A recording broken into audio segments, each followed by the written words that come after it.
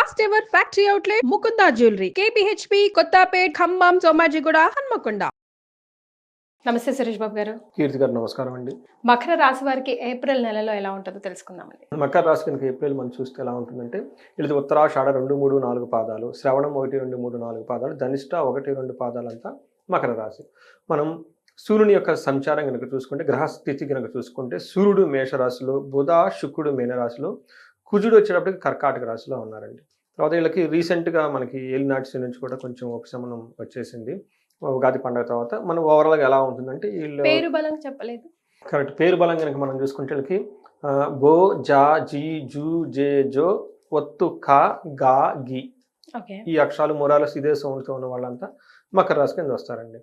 మనం కనుక చూసుకుంటే వీళ్ళకి ఈ ప్లానెట్ యొక్క స్థితిగతులను బట్టి కనుక చూసుకుంటే ఇప్పటిదాకా వీళ్ళని ఎవరైతే అవమానిస్తూ వచ్చారో వాళ్ళు అవమానించడం స్టాప్ చేస్తారు. తర్వాత మూడో ఇంట్లో శుక్రుడు వీళ్ళకి మూడో ఇంట్లో ఉండటం ఓవరాల్గా ప్రాస్పరిటీ ఉంటుంది, బాగుంటుంది.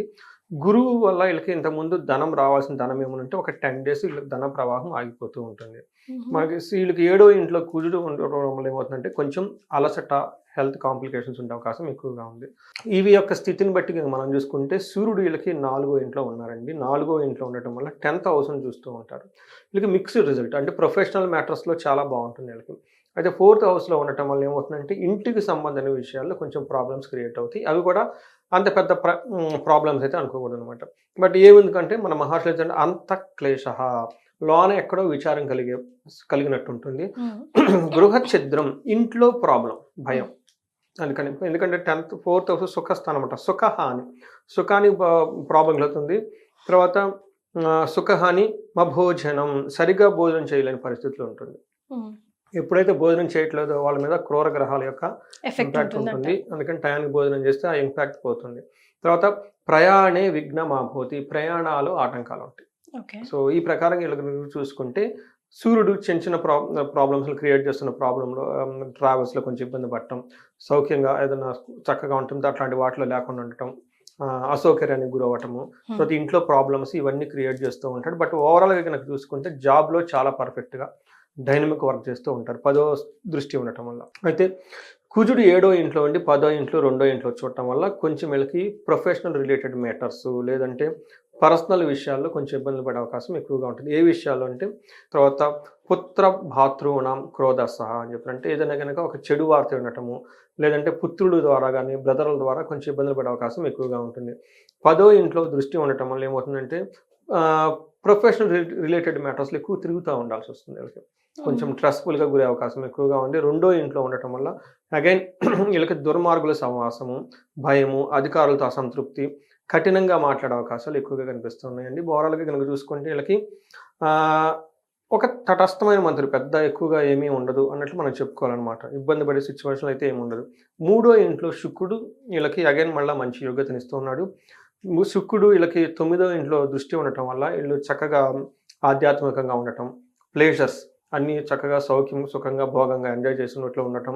అంతేకాకుండా వీళ్ళకి ఏమని చెప్తారంటే మిత్రుల వల్ల తర్వాత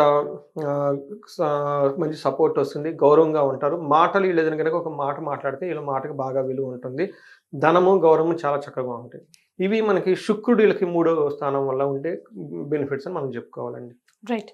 మరి వీళ్ళకి నక్షత్రాల ప్రకారం ఎలా ఉంటుంది అంటారు? నక్షత్రం ప్రకారం కూడా వీళ్ళకి చాలా స్ట్రైట్ ఫార్వర్డ్గా ఉందండి. ఎక్కడ ఏమీ లేదు. 3 రకాల ఛాలెంజ్లు, 3 రకాల అపార్చునిటీస్, ఒకటే ఛాలెంజ్.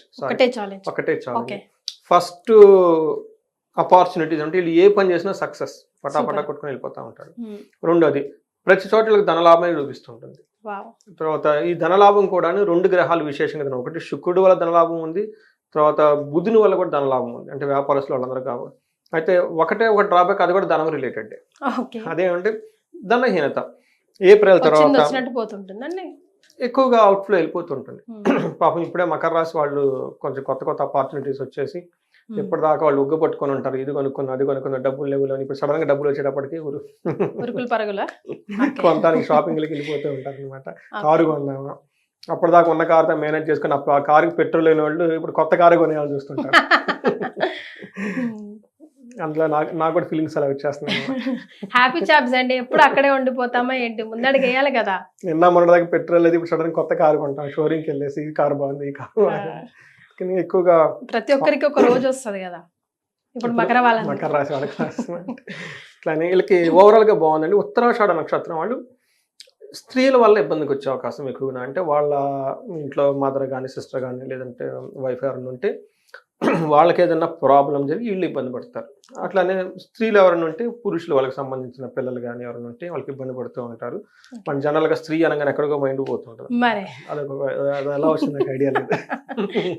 అందుకని స్త్రీ అనగానే ఫస్ట్ మదర్తోనే స్టార్ట్ చేయాలి, లేదంటే కూతురుతో స్టార్ట్ చేయాలి, భార్యతో స్టార్ట్ చేయాలి, నెక్స్ట్ బయటకు పోవచ్చు. ఇంట్లో ఫస్ట్ ఇంట్లో మన చుట్టుపక్కల అదే మీద ఇంపార్టెంట్ అనమాట. సో ఇది ఓవరాల్ గా మకర రాశి వాళ్ళకి అంత పెద్ద ఇబ్బంది పట్టే సిచ్యువేషన్స్ ఏం లేవు, జాగ్రత్తగా ఉండి. అందులో వీళ్ళకి మే వరకు చాలా బాగుందండి.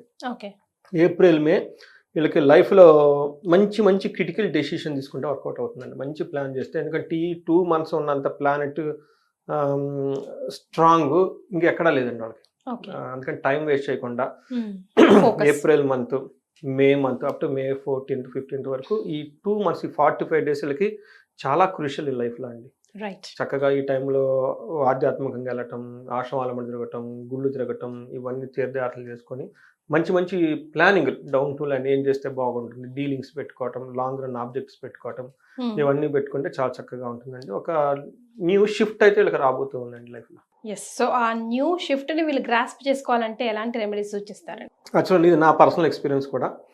ధనహీనత వెళ్ళిపోతూ ఉంటుందండి. వీళ్ళకి ధనానికి సంబంధించి చాలా కేర్ఫుల్ తీసుకోవటం ఇంపార్టెంట్ అండి. దానకర్ణలాగా అందరికి దానం చేయకుండా వచ్చిన దాన్ని కొన్ని రోజులు ఇంట్లో లాకర్లోనో బీరువాలోనో పెట్టుకొని ఎక్స్ట్రా టక్ టక్ అని ఖర్చు చేయకుండా కొంచెం ఆగి వచ్చిన డబ్బులు అంటే బయటికి పంపకుండా ధనలక్ష్మి కొంచెం నమస్కారాలు చేసుకొని పూజ చేసుకొని జాగ్రత్తగా ఉండాలి. ఎవరికైనా కనుక ఈ టైంలో ధనం వల్ల రావటం లేదు అంటే సీరియస్గా కన్సర్న్ అండి. వాళ్ళు ఖచ్చితంగా హోమాలు యజ్ఞాలు చేయించుకోవాల్సిన వేరే మార్గం లేదు. ఎందుకంటే ప్లానెట్స్ ఎంత సపోర్ట్ ఇస్తున్నా, ప్లానెట్స్ సపోర్ట్ లేకపోతే అది వేరే విషయం.